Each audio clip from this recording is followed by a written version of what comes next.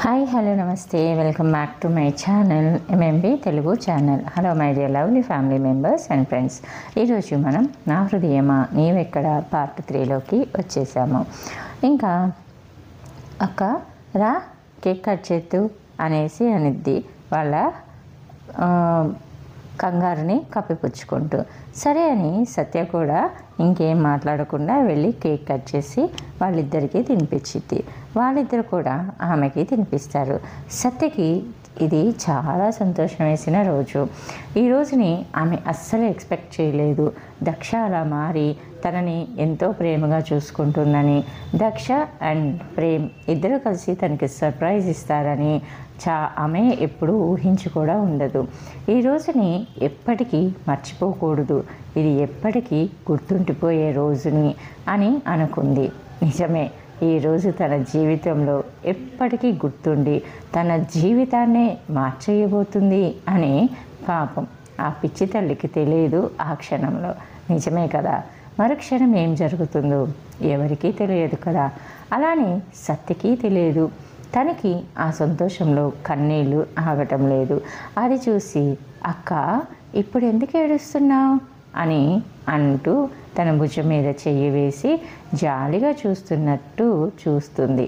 కానీ లోపల మాత్రం దానికి ఇంకా టైం ఉందే పిచ్చి సత్య, అప్పుడే నీ కన్నీళ్ళన్నీ వేస్ట్ చేస్తే ఇయ్యాలా, ముందు ముందు అవే కదా నీకు లైఫ్ లాంగ్ ఉండేది అనుకుంటూ పైకి మాత్రం ఏంటక్క పెద్దమ్మ గుర్తొచ్చిందా, ఇలా నువ్వు ఏడిస్తే తను పైలో కళ్ళు ఎలా హ్యాపీగా ఉంటుంది చెప్పు అంటూ లోపల మాత్రం నువ్విక్కడ ఏడుస్తూ ఉండే అది చూసి మీ అమ్మ చచ్చి కూడా హ్యాపీగా ఉండకుండా నీ లైఫ్ని చూసి తను అనుక్షణం బాధపడిద్ది.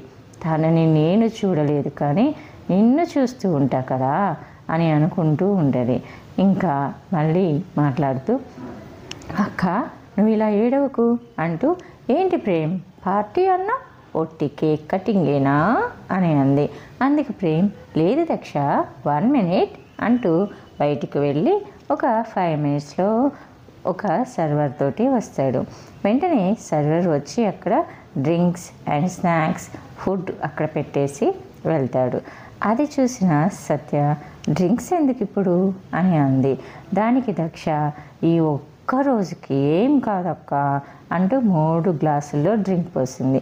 అది చూసి ప్రేమ్ అండ్ దక్ష మీకు తెలుసు కదా నేను ఆల్కహాల్ తాగనని అంది సత్య.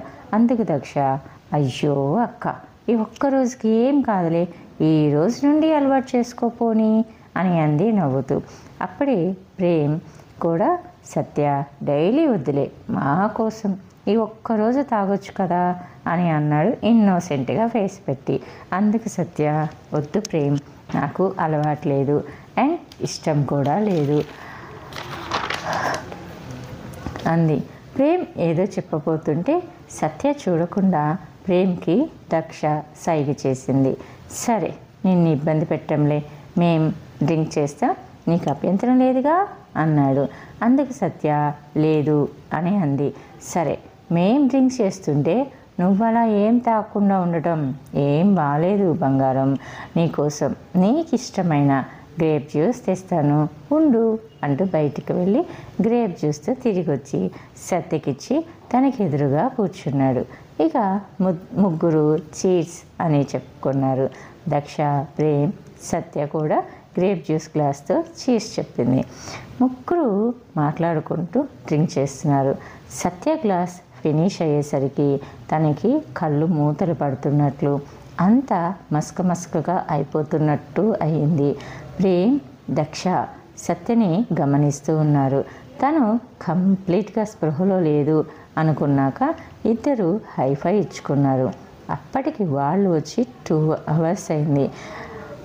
సత్యకి ఎందుకో తేడాగా అనిపిస్తుంది, తనకి ఏదో అయిపోతున్నట్టుగా అనిపించింది. కళ్ళు సరిగ్గా తెరవలేకపోతుంది. తన చుట్టూ ఏం జరుగుతుందో కూడా తెలియట్లేదు. దక్ష ప్రేమ్ అంటూ పిలిచింది కానీ వాళ్ళకి తన మాటలు వినిపించలేదు. అలానే వాళ్ళు ఆమెకి కనిపించలేదు. తను నిజంగానే పిలిచింది కానీ ఆ పిలుపు వారికి చేరలేదు. ఎందుకంటే ఆ రూమ్లో వాళ్ళక్కడ లేరు. తను పైకి లేవటానికి శత విధాలా ట్రై చేస్తుంది. ఎందుకు ఆ రూమ్ తనకి ఇబ్బందిగా ఉన్నట్టు అనిపించింది. అప్పుడే పెద్దగా నవ్వుతూ దక్ష మాట్లాడటం వినిపించింది. ఏంటి ప్రేమ్, ఈ పిచ్చి లోకేష్ గారు ఎప్పటికి వస్తారు? అవును ప్రేమ్, నువ్వు నిజంగా తనని ప్రేమించావా, లేక ప్రేమించాను అని నమ్మించావా అని అడిగింది. అందుకు